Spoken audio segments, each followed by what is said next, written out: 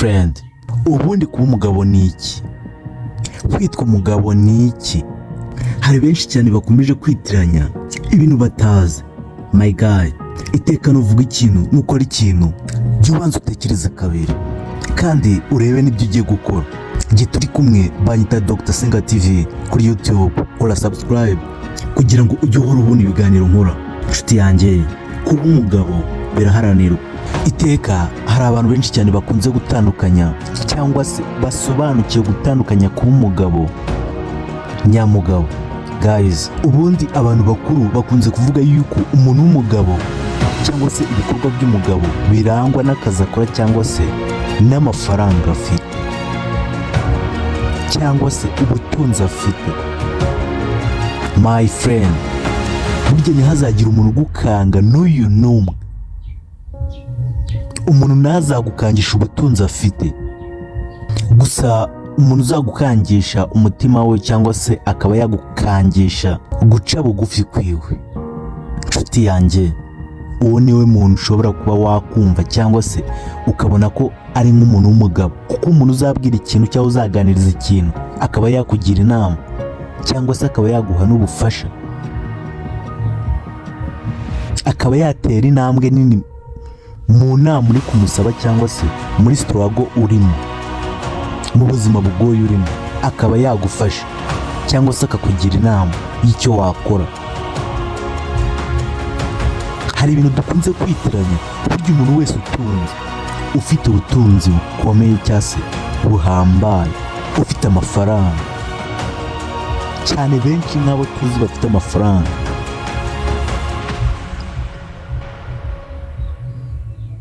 my friend, tububahira ayo mafaranga bafite, ntabwo tububahira icyubahiro cyabo. Uko abenshi usanga n'ayo mafaranga atari ayo bavunikiye, atari ayo bakoreye. So ngira ngo abantu murabizi, abantu muri bakuru murabyumva, hari abantu benshi cyane bafite ubutunzi, bafite amafaranga, batigeze bavunikira ibyo batunze. Ndagira ngo mwumve kino kintu, dutandukanye kubaha umuntu w'umugabo cyangwa se kumenya umuntu w'umugabo. Kuba umugabo ni iki?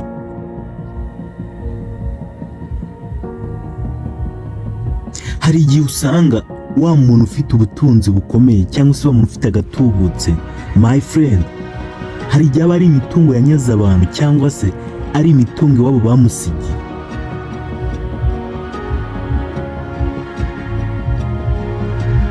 Cyangwa se n'umuvandimwe wamusigiye mu mitungo.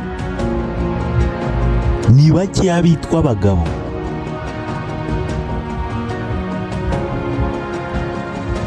Ndagira ngo musobanukirwe kino kintu.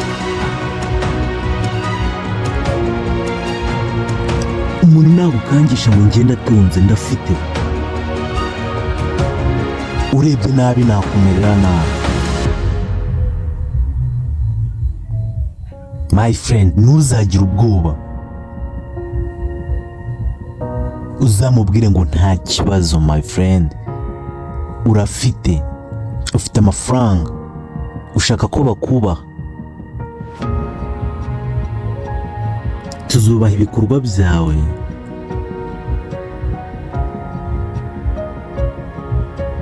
ariko ntituzizera wowe ubwawe. Erega burya bafite agatubutse benshi cyane, ngira ngo murabizi, ntabwo ariko bose baba bafite umutima mwiza. Abafite amafaranga, abantu batunze amafaranga, biragoye kubona umuntu utunze ukunze kugira umutima mwiza, ni bakeya ku ijana. Ari nayo mpamvu naje kubasobanurira, ese kwitwa umugabo ni iki? Kwitwa umugabo ni iki? Dutandukanye kwitwa umugabo nyamugabo no dutandukanye no kubaha umunyamafaranga. Erega burya abantu benshi cyane nubwo twubaha abantu, ntabwo tububahira icyubahiro cyabo, ntabwo tububahira uko bareshya, ntitububahire uko bavuga, nta nubwo tububahira n'ingendo bagenda. Ikindi, nta nubwo tububahira amagambo muvuga, amagambo bavuga.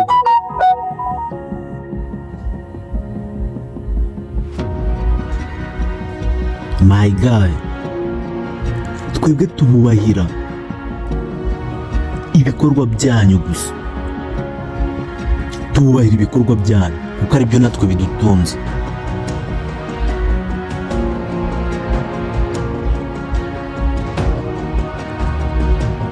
Ibyo ndabivuga umunsi uzaba uri ku muhanda imvura iri kugwa, umukire ari mu modoka ari wenyine, mu modoka ifite nk'imyanya 5, muhurire mu muhanda uri umuntu nkawe,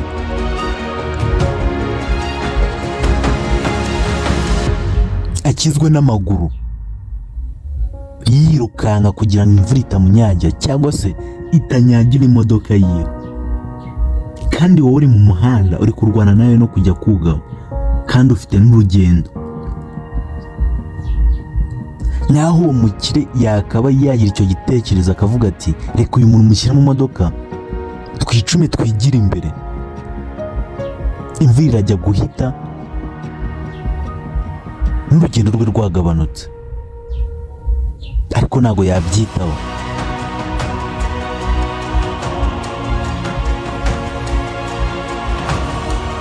Inshuti yanjye, ntihazagire umuntu n'uyu n'umwe ukwinjira mu buzima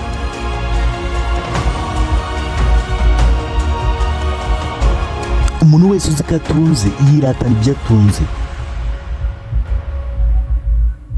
Nta muntu n'umwe uba wishimiye kubona yanezezwa n'iterambere ryawe. Ni bakeya bagira imitima nk'iyo ngiyo my friend. 40% ababosi tubahira ibikorwa byabo, ubutunzi bwabo, kuko aribwo budutunze, aribwo buduhemba, aribwo butubeshejeho. Ntabwo twubaha umutima wabo, nta nubwo tujye twubaha umubano wabo tuba tubanye nabo.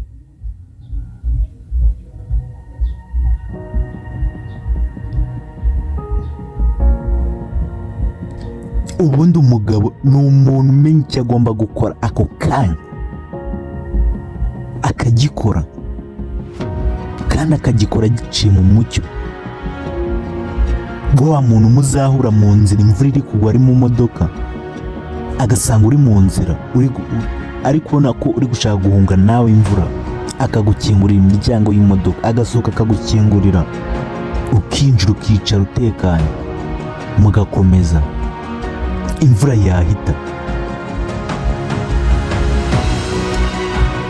Akanakubwira ngo ihangane, ni uko bimera, ni imvura natwe iradutunga. Ni benshi babikora.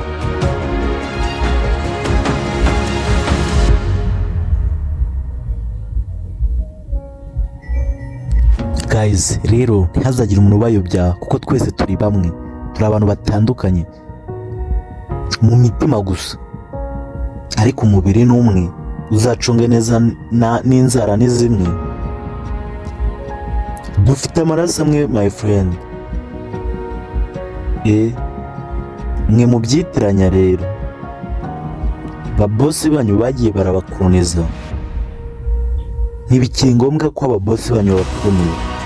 Mujye mwubaha akazi kanyu, mwubahe inshingano zanyu, ariko nugendera ku byo bosi wakubwira.